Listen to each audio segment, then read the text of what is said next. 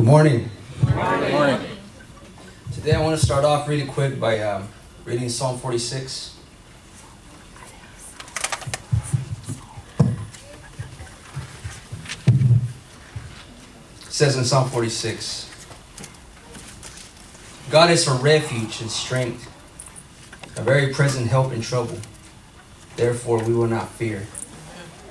Even though the earth be removed, and though the mountains be carried into the midst of the sea, though its waters roar and be troubled, though the mountains shake with its swelling, Selah. There is a river whose streams shall make glad the city of God, the holy place of the tabernacle of the Most High. God is in the midst of her, she shall not be moved. God shall help her, just at the break of dawn. The nations raged, the kingdoms were moved. He uttered his voice, and the earth melted. The Lord of hosts is with us. The God of Jacob is our refuge. Come, behold the works of the Lord, who has made desolations in the earth. He makes war cease to the end of the earth. He breaks the bow and cuts the spear in two. He burns the chariot in the fire. Be still and know that I am God. I will be exalted among the nations. I will be exalted in the earth. The Lord of hosts is with us. The God of Jacob is our refuge. Selah. Let us pray. Heavenly Father, thank you for having us here together today, Lord. Yes, Lord. I ask you to bless everybody here and their families, Father, as you go before us. Thank you for your blessings, Lord. Thank you for continuing to lead the way. Lord, be with us. Bless us today in the name of Jesus. Amen. Amen. Veterans Day. What is a veteran? A veteran by federal law, moral code, military service is defined as any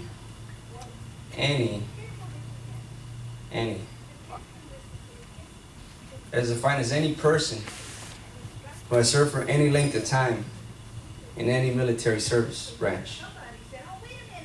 A war veteran is any GI who has received orders to go into foreign land or foreign waters for direct or active support against an enemy.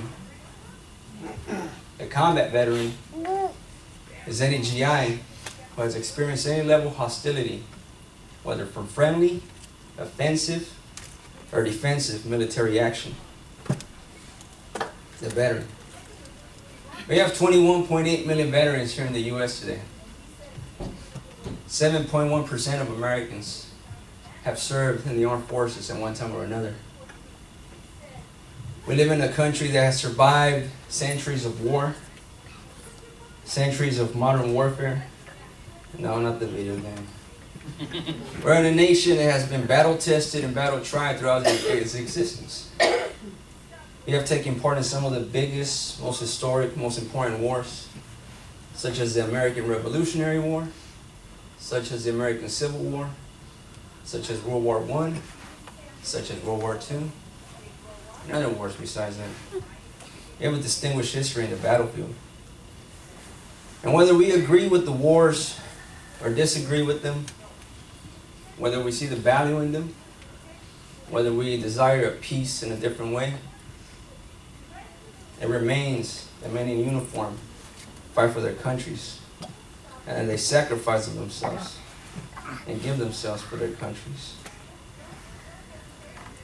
In the U.S., with certainty, we can say that our success and our existence even has come to be because of men and women who pass their fears to do something different in the everyday. Many veterans don't like to be called heroes.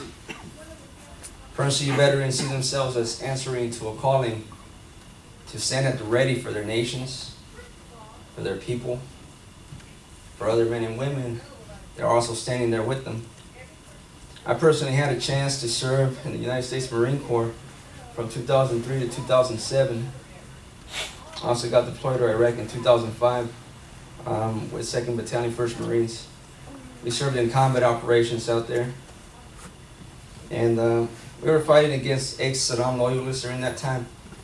During Al-Qaeda, the branch that used to be under Al-Sharqawi, this was before ISIS went over there and filled in the vacuum upon our departure, where Al-Qaeda is now by Baghdadi, a different person now. But we fought courageously out there. We came back with 9 less Marines. And that is a price, that's a sacrifice that veterans are willing to give for their country, though. We all came back with shrapnel on our hearts from losing 9 Marines out there. To this day, we still carry it. See, to be a serviceman is not easy.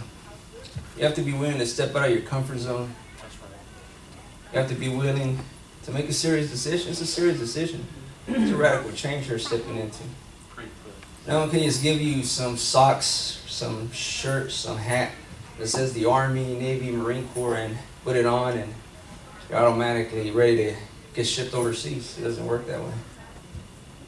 You have to go through a process.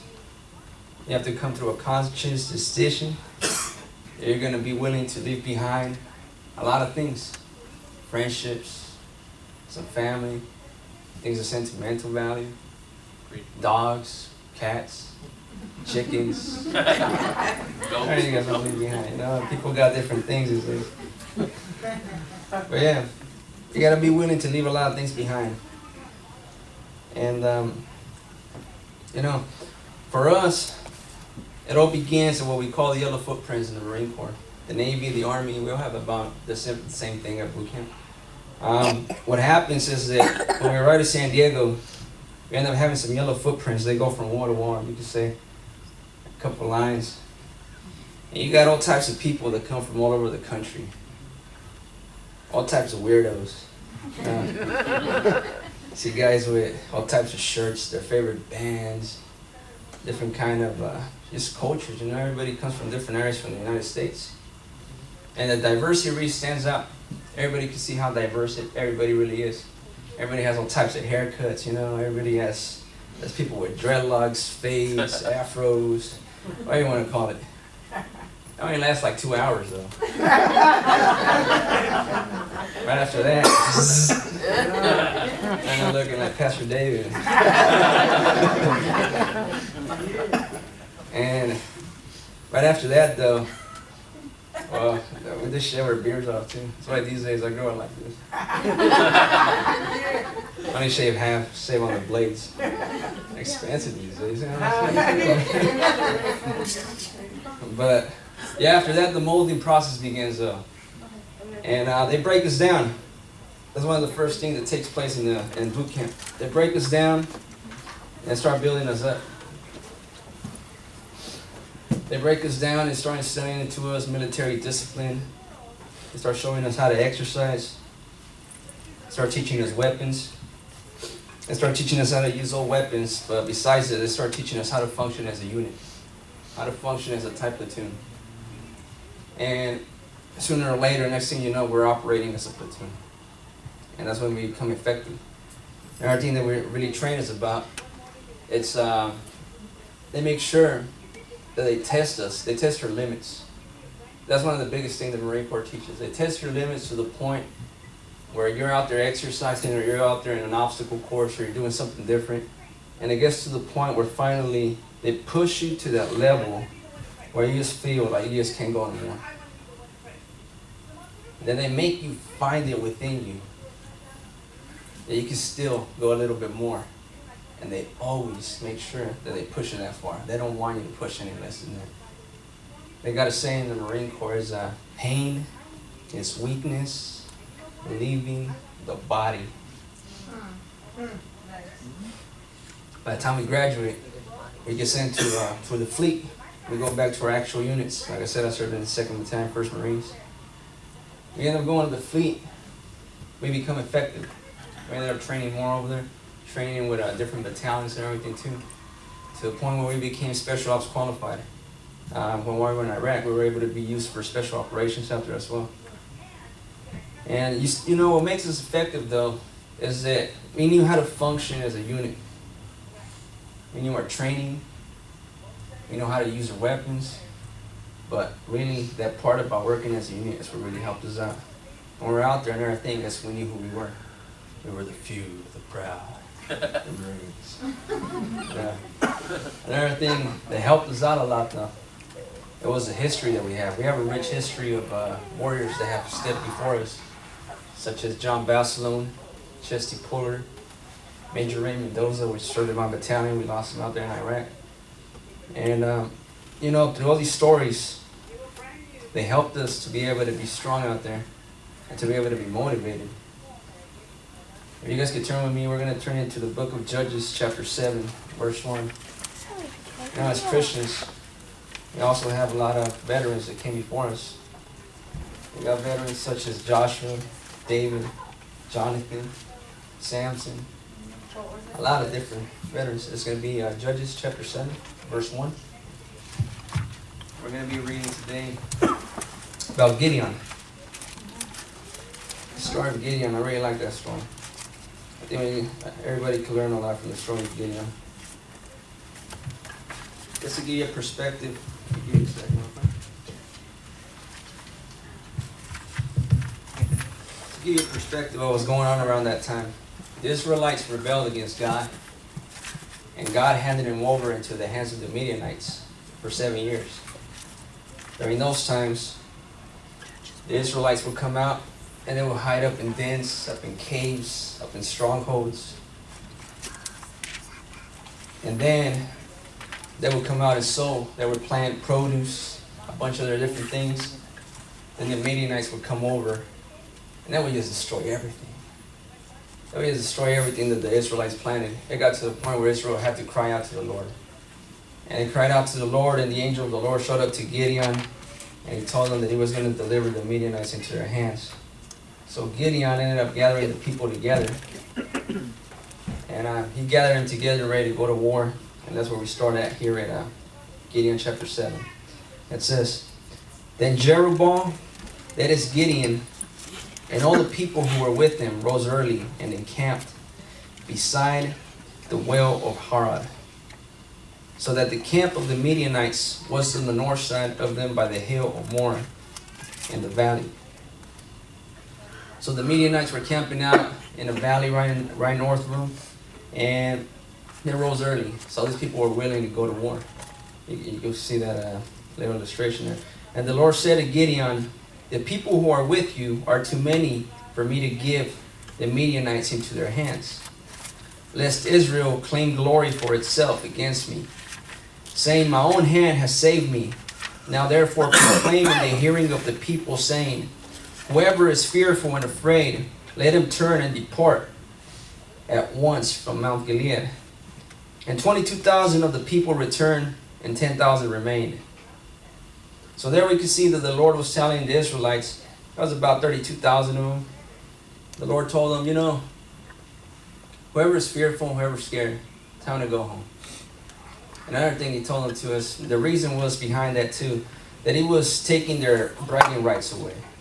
He was not going to allow them to glorify themselves in number. If 32,000 won this war against the Midianites, they were going to say it was their own hand. God was trying to show them something. So the Lord said to Gideon, the people are still too many. There was 10,000. The Midianites were as locusts. There was many Midianites. But God still said there were too many. 10,000 men against a bunch of valley filled with locusts out there. Unnumberable. And he said, the people are still too many. Bring them down to the water, and I will test them there for you. Then it will be that of whom I say to you, this one shall go with you, the same shall go with you.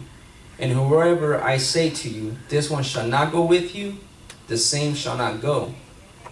So he brought the people down to the water, and the Lord said to Gideon, everyone who laps from the water with his tongue as a dog laps, you shall set apart by himself. Likewise, everyone who gets down on his knees to drink, and the number of those who lap, putting their hands on their mouth, was 300 men. But all the rest of the people got down on their knees to drink water. Then the Lord said to Gideon, by the 300 men who lapped, I will save you, and deliver the Midianites into your hand. Let all the other people go, every man to his place. So the people took provision and their trumpets in their hands, and they sent away all the rest of Israel. You see what happened there? The Lord did another split after those 10,000, he ended up sending another 9,700 home. The way that God chose his warriors for this battle was detailed. He said that they lapped like dogs. What that means is that they ended up cupping their hands. The other 9,700, they got down on their knees and started drinking water like dogs, but on the ground. You see, the difference was that those 300 men, what they did is they picked up their water like this while holding up to their weapons. They grabbed the water, they cupped it, they drank just enough to get their lips wet. And after that, God said that those 300 men were going to be the ones that he was going to use to go defeat the Midianites. After that, God did take the 300 men down to the valley. And the way that they beat the Midianites was to shock and awe. What do I mean by shock and awe? Surprise attack. Yes. Not just that. He divided them into 3 companies of hundreds. And they surrounded the camp. Then they broke clay jars. They blasted their trumpets. And they held up their torches. They didn't have to do nothing else but that. And the enemy destroyed themselves among themselves. They all just destroyed themselves. Right there. Their presence came to nothing. So what does this show us for a day such as the one we live in? We live in a time of war. We live in a time of war. We can see the Middle East, you know. We got wars happening in Syria. There's wars and rumors of wars going on. There's terrorism. There's tensions between the nations. There's ISIS. You know, there's a lot going on. But then we have a battle, our own war here going on in our backyards as well. Right. Here on our own soil, our Judeo-Christian principles and all standards and everything that we have, they've been under attack for a while now. By ideas, ideologies, movements, different people, fabs, politics. The grants have been shifting for a while. We live in a decaying world. And as sad as it is to say, we live in a decaying nation. All you have to do is look around. Look at the past 10 years. 10 years. How much has America changed? You know, when I served in Iraq, it wasn't as bad as it is right now. When I came back, I think it was trying to readjust even to society, seeing what I came to, and just blew my mind. But thank God Jesus saved me, man. Amen. Preach, brother. You know, but right now there is a current of ignorance and filth and godlessness, and it respects nobody. It's flowing through our culture. Respects no women, no man, no child. That's right. It's trying to take everybody by storm, and it's just flowing through. But in the middle of this decaying world, we are still called to be the salt of the earth. Amen. Preach, brother. Yeah. God needs warriors. That's right. Right. He needs the frontline type. Preach, brother. Amen. Preach. Come Amen. on. Hallelujah. He needs frontline warriors that are not going to be scared. He needs frontline warriors that are not just going to get down and become ignorant of what's going on around them. Preach, brother. Preach. He doesn't need people to get down on their knees. He needs people to get down if they're going to drink, and keep an eye out on the world as well, because there is a war going on around us. We're called to get involved in our surroundings and in our culture, our neighborhoods, our workplaces, our homes, society. God cares about us, Amen. but He cares about His whole creation. That's right. We are the ones that God called to take the enemy's territory. That's right. And He also called us to deny the enemy any operating territory. Believe it or not, America's last hope is the local church. That's right. Preach, brother. What are the last things that America has left? There's nothing else. There could be people out there offering people careers, The people out there offering people some programs. Only we are the ones that carry Jesus with us. That's right. We need to be handing him out there. People need freedom. People need the truth. And people need Jesus because he is the truth. Yeah. Preach, brother, preach. These days it seems like we have time for everything. But at the same time we have time for nothing. That's right. We have our clocks everywhere. Computers, watches, cell phones, walls. We have them everywhere. But we still need to be making time to be telling people about the Lord. You guys were made for such a time as this. Amen. All of you. God picked you for a time like this. And in the middle of this world, you know, this world is like a one-hit wonder. Preach, brother, preach. Just making noise. And it's catching up, you know. Just everybody's getting tired of it.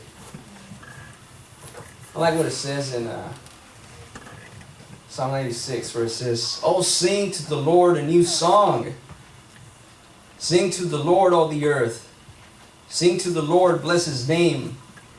Proclaim the good news of his salvation from day to day. Declare his glory among the nations, his wonders among all peoples. For the Lord is great and greatly to be praised. He is to be feared above all gods. For all the gods of the peoples are idols, but the Lord made the heavens." Like the brother was saying earlier, the Lord has good plans for us. This is in Jeremiah 29:11. "For I know the plans that I have for you, declares the Lord. Plans to prosper you and not to harm you. Plans to give you a hope in the future." Yes. This is not a suicide mission that we live in. This is a faith-based mission. Through shock and awe is how we're going to defeat the enemy. How's that? While the world's trying to sit everybody down, sit down, sit down, sit down, we're still standing up. Amen. And the world is shocked. Just watching Christians still standing up. You got coaches in the 50-yard line praying with their teams. Yes. Everybody's, what's going on with these guys? Oh, why are they still praying out here? They're coming up against them. You still got a lot of resistance. You know, we live in a strange day where they're making statues for Baphomet in different places and bringing down the 10 Commandments and all these other things. But it's a one-hit wonder. And that's part of it. Preach, brother. The shock and awe. And we know that the Lord goes with us. The word says that he goes before us like a mighty warrior. But by faith, we will also overcome. Amen. It says in Hebrews 11:30-35, "By faith, the walls of Jericho fell down after they were encircled for 7 days. By faith, the harlot Rahab did not perish with those who did not believe, when she received the spice with peace.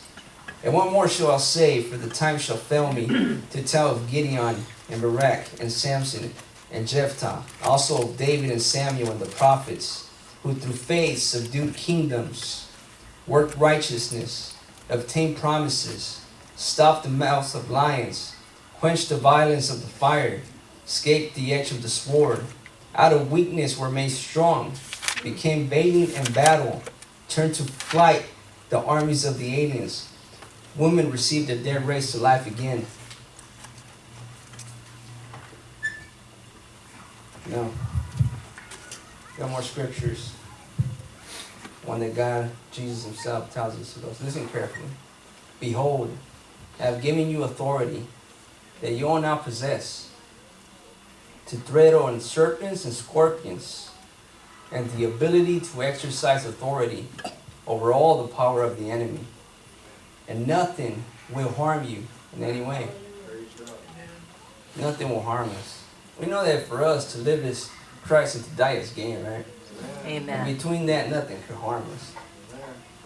We're here to pray, you know, for the church in Syria. We're here to pray for our brothers and sisters who are still going through a lot. I think when we went on Oceanside, me and the pastor and all the brothers and sisters that went down with us, we were able to see something different, We were able to see what's really going on over in the Middle East. And I think we came back with a little bit of weight from that. I remember we were down there praying, and to me it clicked on something clicked. I was like, Oscar, back in the day, I used to go over there to Iraq and used to shoot bullets, used to deal with missiles and rockets. But nowadays, we're in a new kind of warfare. Preach, brother, preach. That's right. Nowadays, they got prayer-filled missiles. You remember those that were flying over there when we were praying? There are some missiles right there. They got some gospel bombs, Hallelujah. They got some explosive amens. Amen? Preach. Amen. Boom! Oscar, Preach, brother, preach. Oscar, I'm so proud of you, and I'm just visiting today, but my favorite verse that gives you encouragement is Psalms 91, and I know that you refer to Psalms often. Could you please read Psalms 91 for us? Psalm 91. Please. It speaks of everything you just spoke about, and it's summarized in one book about stepping on asps and having angels come to keep us from dashing our feet against the rocks, and that our God is our refuge. Can you turn to it real quick? Take your time. Psalms 91. And I know that Psalms is supposed to be like songs. They're supposed to be sung. I wish somebody would make a song out of Psalms 91. Psalm 91 says, "He who dwells in the secret place of the Most High shall abide under the shadow of the Almighty. I will say to the Lord, He is my refuge and my fortress. My God, in Him I will trust. Surely He shall deliver you from the snare of the fowler and from the perilous pestilence. He shall cover you with His feathers, and under His wings you shall take refuge. The truth shall be your shield and buckler. You shall not be afraid of the terror by night, nor of the arrow that flies by day, nor of the pestilence that walks in darkness, nor of the destruction that lays waste at noonday. 1,000 may fall at your side, and 10,000 at your right side, but it shall not come near you. Only with your eyes you shall see the reward of the wicked. Because you have made the Lord, who is my refuge, even the Most High, your dwelling place." Amen. I like the vision that we have in this church. Why do I like it? Because, you guys know I keep up with the news. I'm seeing all these wars out there. Everybody's looking for the weapons of mass destruction and everything out there. Little do they know that the pastor's making them in here. Preach, brother, preach. All right. Praise God. It's like I was just thinking too yesterday when we were turning this building in. We might not open that side of the building no more. But what really counts is that we're still going to be opening this side right here. Yes. Preach, brother, preach. That's right. We're still going to be able to go out there after getting equipped in here. That's right. We're still going to be able to do what we need to do for the kingdom. That is what it's really all about. Right here we know about our identity. We walk in power. There's people getting healed left and right. Amen. People are reaching for the poor. People are reaching for the lost. There's a lot going on. That's good. Amen. See, a lot of brothers there, they're pumped, look at Brother Angel. Preach, brother, preach. Hallelujah. No. And regardless of what's going on, regardless if we do something, regardless of what's going on, we need to keep our eyes in the fight, We need to continue to understand that God has control of everything that's going on. He also told us this in John 16:33. "These things I have spoken to you, that in me you may have peace, and the world you may have tribulation. But be of good cheer, I have overcome the world." It says in 1 John 5:4, "For everyone who has been born of God overcomes the world. And this is the victory that has overcome the world, our faith."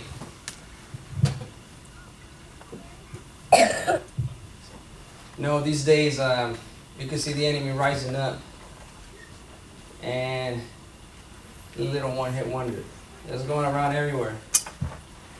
But it says in Revelation 5:5, while the roaring lion is out there trying to find a victim to devour.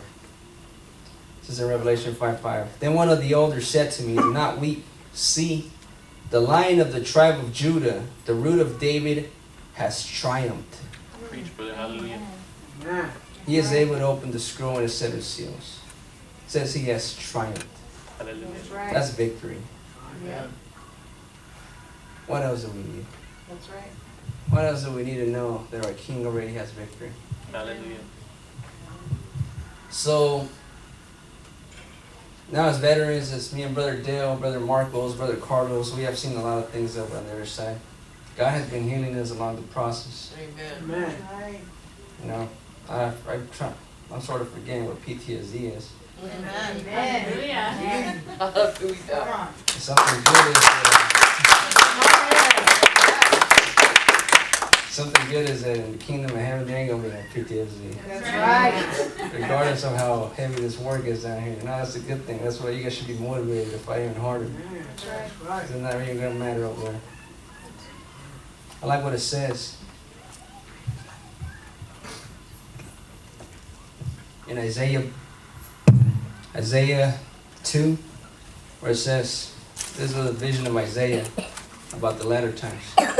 Now it shall come to pass in the latter days that the mountain of the Lord's house shall be established on the top of the mountains, and shall be exalted above the hills, and all nations shall flow to it. Many people shall come and say, Come and let us go up to the mountain of the Lord, to the house of our God of Jacob. He will teach us his ways, and we shall walk in his paths. For out of Zion shall go forth the law, and the word of the Lord from Jerusalem. He shall judge between the nations, and rebuke many people. They shall beat their swords into plowshares, and their spears into pruning hooks. Nation shall not lift up sword against nation, neither shall they learn war anymore. That's when the Prince of Peace comes. And the Prince of Peace will reign out of Jerusalem. And every day, every hour, we're getting closer to his return. That is a promise. Nowadays, when you see everything going on in the news, I'm just encouraging you guys to stay motivated. Stay pumped. Yeah. Because, you know, we're doing the right thing here. God is with us. You know, Gideon asked for 3 confirmations that God was going to lay the enemy into their hands. He asked for the angel of the Lord to confirm something. He used the fleece for 2 confirmations. But here in this church, the Lord has confirmed to us that He knows what He's doing with us. How? As Roger. Jesus Himself showed up on our behalf to get us this place. Amen. That's right. It's not a lie. That's right. Jesus showed up on our behalf to get us this place here. That's right. That we may have it. Hallelujah. For what? To build each other up. That's right. For edification. That's right. To learn more. That's why I'm encouraging you guys too to come to apologetics when the pastor's going to be doing them. Because we do need to be equipped for such a time as this that we're out here. That's right. And the vision of this church is going straight to where we need to be going. So, with that said, I'll tell you guys something. It's because everything that's been going on lately. I know we've all been busy. We've been moving stuff from next door. Yesterday we took it to the storage. And sometimes it feels like we don't know what's next. I asked the Lord once, and I was just all stirred up. Everything was going on around me. I didn't know what was going to come next. That was when I was dealing with my PTSD issues. That's when I was dealing with so much. There was some family issues. There was a lot of things going on during that time. I was moving around. I remember I just sat down and I asked the Lord, what's next? It was a simple question. What's next? I didn't know what else to ask. It just, what's next? And the Lord just stilled me. And He sat me down. And when He sat me down, I remember I was there for like 5 minutes, just waiting for a reply. And it finally came, that little still small voice. And He said, Oscar, he replied back, what's next? He said my question back to me. And He said, I know what's next. Preach, brother. Hallelujah. You know what I did? Just smile. Say, you know what? The Lord knows what's next. Hallelujah. We do not need to know what's next. We just need to have faith in Him. Be like those 300 men and keep marching. We need to continue standing up. We need to continue spreading the gospel to people, reaching people. We need to continue keeping the joy of the Lord. I'm encouraging you guys today on this Veterans Day. Pray for the veterans too. Because every 65 minutes a veteran commits suicide out here. Amen. That's 22 a day. That's almost one every hour. That's sad. Pray for the persecuted church. Pray for our politicians. Pray for our brothers and sisters. Because it's really important that we do not lose vision, that we are in the middle of a battlefield. But that the Lord goes before us like a mighty warrior. Amen? Thank you. Amen. Lord. Hallelujah. Amen. God bless you guys.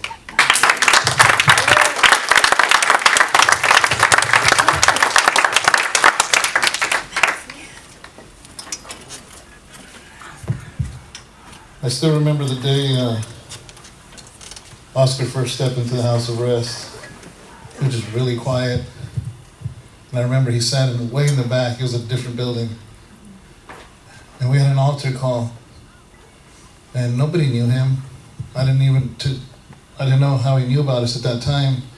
And he just came up. He just broke and just started crying and crying and crying. You know, and I saw something in you, brother. You know, and it was, I hope you guys were just as blessed to have been here for the first sermon that he's preached. Hallelujah.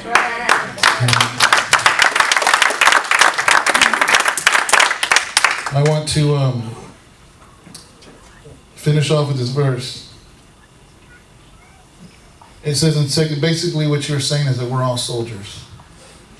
And we might not have weapons of metal, but we have weapons in the spiritual sense. Preach. Hallelujah. And those weapons are stronger than anything that the world can make. Preach. Hallelujah.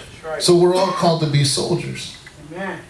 And in 2 Timothy 2:4 it says, no one engaged in warfare entangles himself with the affairs of this life.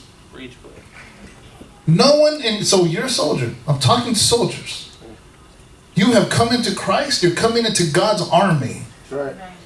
So it says if you're in God's army, no one engaged in warfare. Are we in warfare right now? Preach. Hallelujah. Right? So you're in warfare. This pertains to you. No one engaged in warfare entangles himself with the affairs of this life that he may please him who enlisted him as a soldier. It is Christ that enlisted you. We want to please God, then we don't get twisted up in these things of this world. Hallelujah. Because we don't belong to this world. There's a kingdom that we're fighting for. There's a kingdom that God has set in place, not only for us, but for those that we reach. There's a much bigger war than Iraq. There's a much bigger war than Vietnam. There's a much bigger war than Syria or anything that's going on. And that war has been going on for 2,000 years. Preach, brother. Hallelujah. And all you got to do is read the end of the book. That's right. We win. We win. Hallelujah. You know, it's 2008. I was incarcerated. It's 2008. It felt like by that time it was already 4 years I was inside, and my family that I had was broke apart. I didn't know what was happening. I still had almost 2 more years to go. And like you said, you asked God, what's next? And I distinctly remember it was New Year's night, 2007 into 2008, that I was on my bed, I couldn't sleep.